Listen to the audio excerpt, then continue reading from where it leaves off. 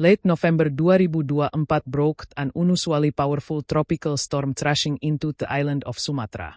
Torrential rain poured for days without pause, triggering flash floods and massive landslides across 3 provinces: North Sumatra, West Sumatra, and Aceh. Entire villages were swallowed by mud and water within hours. Roads vanished, rivers overflowed, and hillsides collapsed. Thousands of families fled in panic as their homes disappeared. Communication networks failed, leaving many communities completely cut off from the outside world. What began as extreme weather quickly escalated into one of the most devastating natural disasters Indonesia had faced in years. Hundreds of thousands of people were displaced almost overnight. Clean water became scarce, food supplies ran out, and emergency shelters overflowed. Families slept on roadsides, in mosques, or on higher ground, uncertain if the land beneath them would collapse next. Children died from hunger and fear, while the elderly struggled in the cold rain. Yet this catastrophe was not solely the result of nature's fury.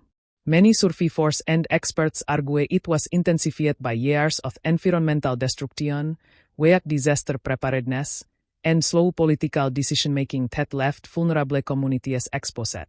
We arrived in North Sumatra several days after the floods and landslides struck. In many areas, communication remained down, making it impossible to fully assess the scale of destruction. Search and rescue teams dug desperately through thick mud, hoping to recover bodies buried beneath collapsed homes. The smell of wet earth and debris filled the air. Survivors stood silently nearby, watching crews search places where their families once live. Ut fofel of mud carried the possibility of closure, or deeper grief. Residents described terrifying moments as the earth gave way beneath them. One woman recalled hearing screams from neighbors trapped under collapsing soil. She said people cheered for help repeatedly, but fear stopped others from rushing in, knowing more lives could be lost. We were afraid we would be buried too, she said through tears. In moments like this, people were forced to choose between survival and guilt, decisions that will haunt them long after the floodwaters recede. The Tapanuli region was among the hardest hit. Landslides flattened entire villages, erasing roads and isolating communities for days.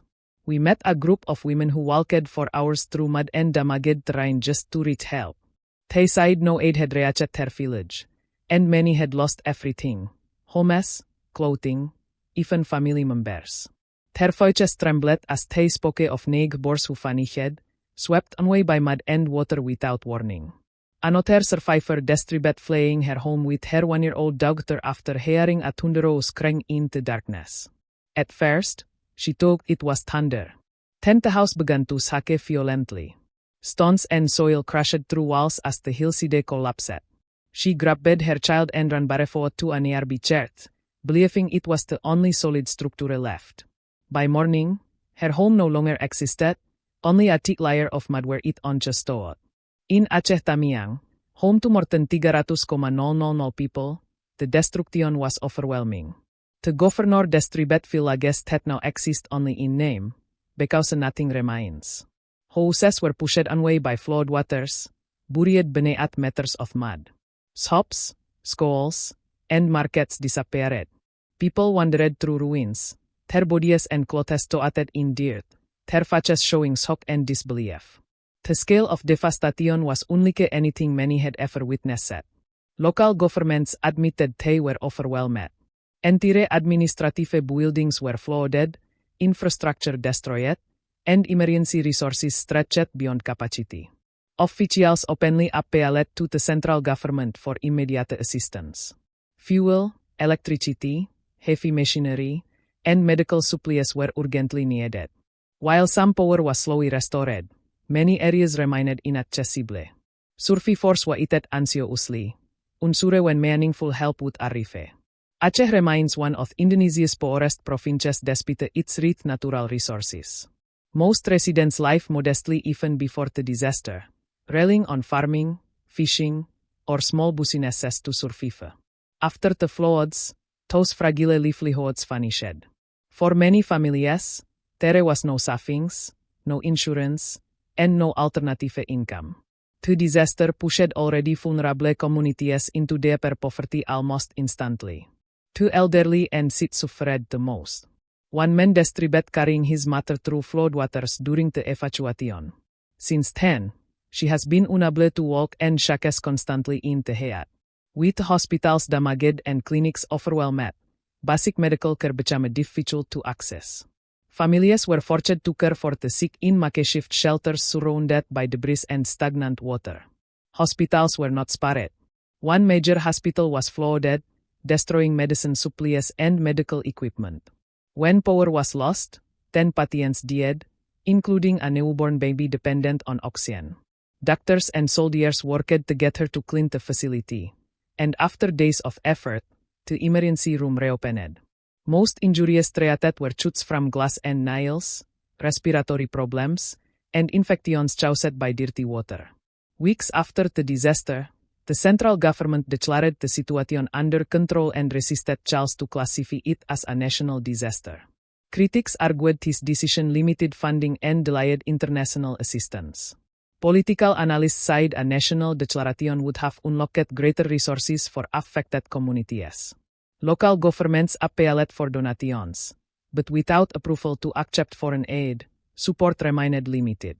Budget cuts further complicated the response. Funding for Indonesia's National Disaster Management Agency has been significantly reduced over recent years. Experts warned that these cuts slow emergency responses, delaying the arrival of food, heavy equipment, and shelters. In a country prone to earthquakes, floods, and volcanic eruptions, disaster preparedness is critical, yet many believe it has not been treated as a priority. Environmental groups cite this tragedy reflects years of unchecked deforestation. Logging, palm oil plantations, and mining have stripped natural forests that once absorbed rain and stabilized soil. Maps show dramatic forest loss over decades, replaced by monoculture plantations. Without natural buffers, rainwater rushed downhill unchecked, turning storms into deadly floods. Activists cite this disaster was predicted and preventable. Despite acknowledging deforestation worsened the damage, the government continues to push large-scale land development projects. Plans to expand palm oil plantations for biofuel have alarmed environmentalists, who warn that recovery of damaged ecosystems could take centuries.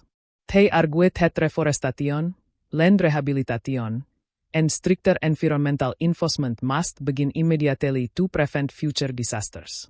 In makeshift camps, families have lived for weeks under plastic sheds and tents. Many bathe in contaminated floodwater and sit in darkness at night without electricity. Disease spreads easily, especially among children and the elderly. Diarrhea, fever, and skin infections are common.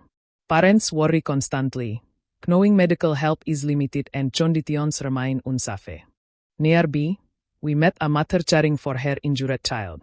His eye was swollen, requiring medication she could barely afford. She explained that even small medical costs are overwhelming now. Debris still covers the ground, and the air remains thick with dust. Tens of thousands of homes across the region were severely damaged, leaving families uncertain if they will ever return. Although some businesses have reopened, many livelihoods are permanently destroyed. Shop owners salvage whatever taken from ruined stores. One furniture seller said 95% of her business was lost in minutes. Some families have left the region entirely, tired of waiting for recovery. Others stay because they have nowhere else to go and no money to start over. Weeks after the floods, many survivors are still covered in mud, sleeping outdoors, their voices hoarse from exhaustion. They have little energy left to question political decisions or demand accountability. Their focus is survival, food, water, shelter. As they wait for help and hope for rebuilding, they carry the heavy knowledge that this disaster was not only caused by nature, but by changes made long before the rain began.